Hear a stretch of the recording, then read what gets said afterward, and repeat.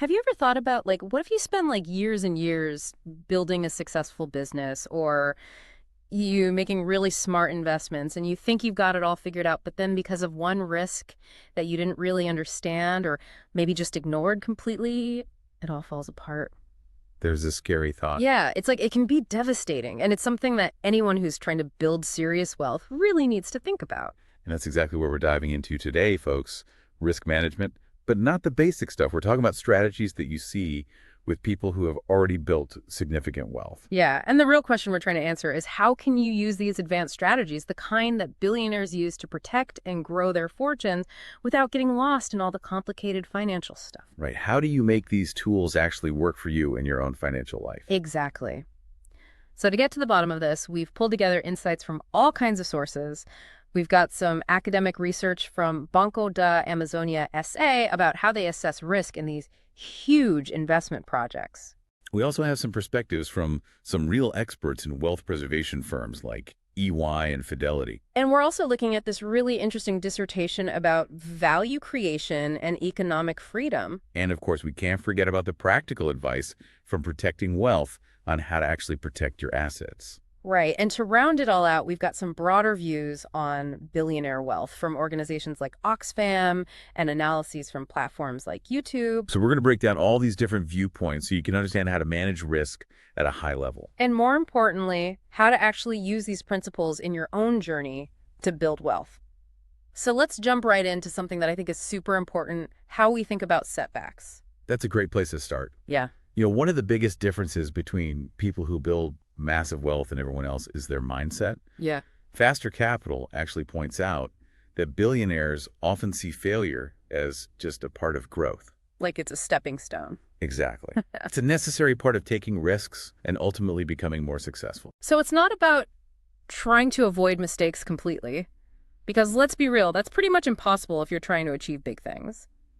It's more about how you deal with those inevitable bumps in the road. You got it. You have to reframe failure. From like a total disaster to like, okay, this is information. Right. It's a valuable data point that you can learn from. And that builds resilience. Exactly. You're able to look at what went wrong without getting too emotional, and then you can be more proactive about managing future risks. So that mental shift is like the foundation for everything else we're going to talk about. Yeah. So, okay, we're starting with a different way of thinking about potential downsides. What's the next step in building that billionaire level security? You need a strong safety net. A financial safety net. Okay, so what does that actually look like? Well, the resource, what is a financial safety net, defines it pretty clearly. It's all your assets that you can access easily and quickly. Right, like your emergency fund. Exactly. It's your buffer against those unexpected things that life throws at you. Job loss, medical bills, a sudden drop in your business income. It's what keeps a temporary setback from turning into a complete financial disaster. And One Digital really emphasizes how important it is to build up a good amount of cash reserves as part of that safety net. That's so important. Having enough cash on hand gives you immediate security and, more importantly, peace of mind. Yeah, because when you have that cushion, you're less likely to make rash decisions when something unexpected happens. Exactly. You don't want to be forced to sell investments at a loss or take on high-interest debt just to stay afloat. But One Digital also makes a really good point about finding a balance, right? You don't want to be sitting on so much cash that it's not working for you. That's right. You don't want it to just be losing value because of inflation or because you're missing out on investment opportunities. So it's about finding that sweet spot, enough cash to feel secure, but also making sure you're actively investing for growth. Exactly. Which brings us to another really important topic, diversification. Yeah, we hear that word all the time, but what does it actually mean when we're talking about billionaire level risk management? I mean, Doug Andrew from Three-Dimensional Wealth points out that higher returns usually come with more risk. So it's not about avoiding risk altogether, is it? No, not at all. It's about understanding that risk and potential reward go hand in hand. So are you saying that sophisticated investors just chase the highest returns they can find? No, not really. InvestIQ says that they're actually very strategic about it. They use diversification as a tool to manage the risks that are always there when you're investing. This is not just about owning a bunch of different stocks. No, Thaxo and US Bank both talk about how important it is to diversify across different asset classes. Like stocks, bonds, real estate, commodities. Yes, and even alternative investments. Yeah. The idea is that different asset classes react differently to the same market events. So if one part of the economy is struggling, another part might be doing well. That's the goal. If one of your investments is down, others might be up, which helps to balance out your overall portfolio. U.S. Bank actually has data showing that over the long term, a mix of stocks and bonds has usually given investors smoother, more consistent returns than just investing in stocks alone. Makes sense. When the stock market takes a dip, bonds tend to hold their value a bit better. But what about with things like real estate? Well, what a diversification. So that even with real estate, you can spread your risk by investing in different types of properties in different locations. So if one area is having a tough time, another area might be booming. Exactly. But it's important to remember that even diversification has its limits, especially during those really big economic shocks that affect the entire market. So you're talking about those like once-in-a-generation crises. Exactly. During those times, even different asset classes can all go down together. Yeah, that's what that LinkedIn document on risk mitigation strategies was saying, right? It was talking about how correlations between different asset classes can break down during those major crises, right? So diversification is super important, but it's not a magic bullet, especially during those rare but really impactful events. So what else can you do to protect yourself? I mean, besides just diversifying your investments? Well, InvestIQ talks about the importance of maintaining liquidity. Okay, so what does that mean? It means keeping a portion of your assets in something that can be easily turned into cash without losing a lot of value. Like cash itself or money market accounts? Exactly. That way, if a good investment opportunity pops up, especially during a downturn, you've got the cash to jump on it. Or if you need to weather a financial storm, you can do it without having to sell off other assets at a loss. That's right. It gives you flexibility and options. And for business owners, there's another strategy that's really important: strategic business diversification. So this is about making your business more resilient, right? I mean, we see this all the time with companies that are expanding into new markets or offering new products or services. Exactly. And the Shorts video about this uses Apple as a perfect example. Right. Apple is a master at this. I mean, think about how they started with computers, then went to music players, then phones, then watches, and now all sorts of services. It's textbook-related diversification. They're moving into adjacent product categories where they can use their existing expertise and brand recognition. So they're not putting all their eggs in one basket. If one product line isn't doing well, they've got others to fall back on. Exactly. Yeah. And it opens up all sorts of new avenues for growth. Okay, so we've talked about mindset, financial safety nets, diversification.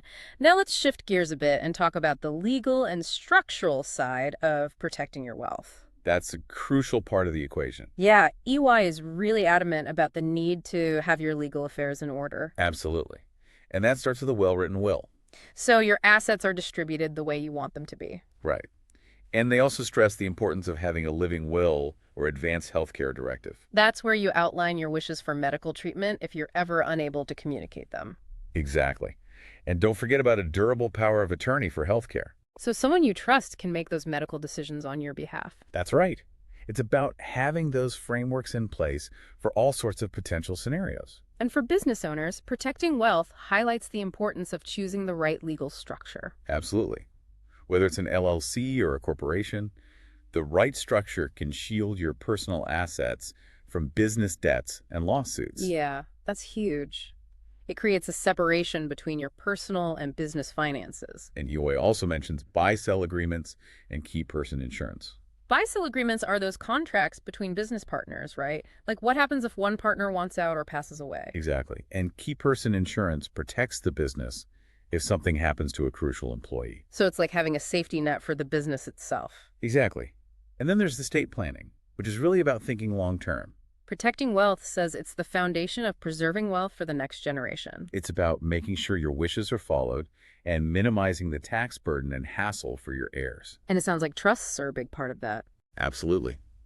Both Protecting Wealth and Fidelity talk about how trusts offer more flexibility and control than a will. So you can manage and distribute assets over time and potentially avoid probate altogether. Exactly. Probate can be a long and public process, so trusts can help you keep things more private and efficient. And Fidelity also emphasizes the importance of making sure your trust documents are flexible enough to adapt to changes in the future. Right, like changes in family circumstances or tax laws. Yeah, it's got to be able to stand the test of time.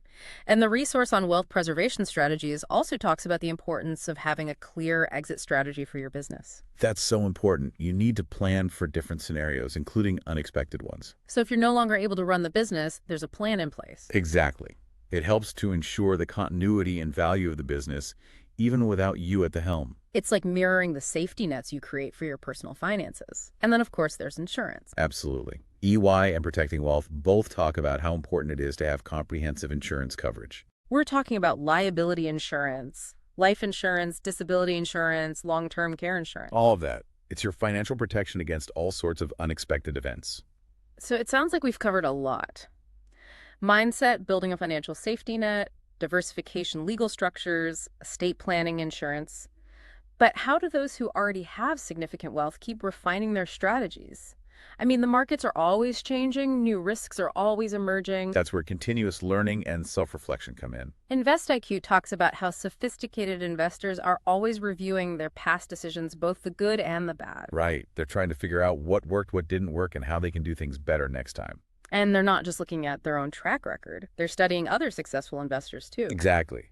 They're always looking for new insights and ways to improve their risk management approach. So it's a constant process of learning and adapting. And speaking of learning, that case study from Banco de Amazonia SA was really eye-opening. It really highlights how a large institution thinks about risk assessment for major investments. And it's not just about the numbers. They're looking at a much broader range of factors. You're talking about things like the borrower's repayment history, their overall financial health, how much of their own money they're putting in. And their existing debts, whether there's actually a market for the project, the experience of the people involved, even environmental concerns. Exactly. It's a much more holistic and data-driven approach than what you might see with the average individual investor. And they're using technology to help them analyze all that data, too. That's right. And they're also using something called real options analysis, or ROA, in addition to the traditional ways of evaluating investments. So how is ROA different? Well, it's really good at figuring out the value of flexibility. Like, let's say you're investing in a new technology that has a lot of potential, but it's also unproven. Okay.